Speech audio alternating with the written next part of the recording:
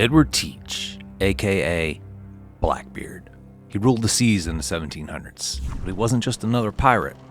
He was a legend. He commanded the Queen Anne's Revenge. It was armed with 40 cannons. Blackbeard was a master of the seas. Blackbeard liked attention. He had a flair for drama. He lit fuses under his hat for a smoky effect in battle. Despite his reputation, he wasn't known for unnecessary violence.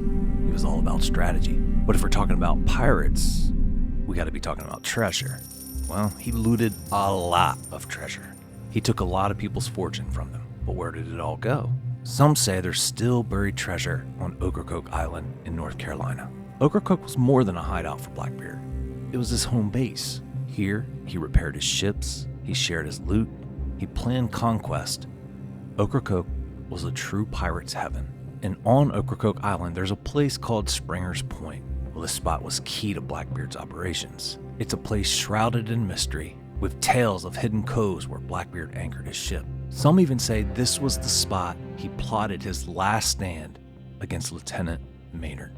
They say sometimes Blackbeard's spirits still wander Springer's Point. The dense forest and the secluded coves on Ocracoke create an ideal environment for pirates. If you hike out to Springer's Point, you'll find that the trees along the coastline, well, they just look like pirates are hanging in them. It's almost like it's out of a movie. It's said that Blackbeard hosted wild pirate gatherings and parties, and he just had a great time while at Springer's Point. And it's only natural to assume if he was so comfortable with Springer's Point and Ocracoke Island that he would have parties and just let his guard down. There's a very high chance Blackbeard stored, hid, buried a lot of treasure on Ocracoke. Springer's Point is where Blackbeard had his final moments of freedom before his battle against Lieutenant Maynard.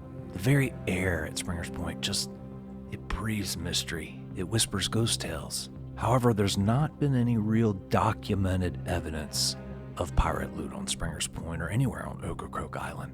There's ghost stories that you can see pirate ships sailing off the coast of Springer's Point in October and November. Some say the treasures are still on those ships. Ocracoke is a fairly decent-sized island, and a lot of it is undeveloped.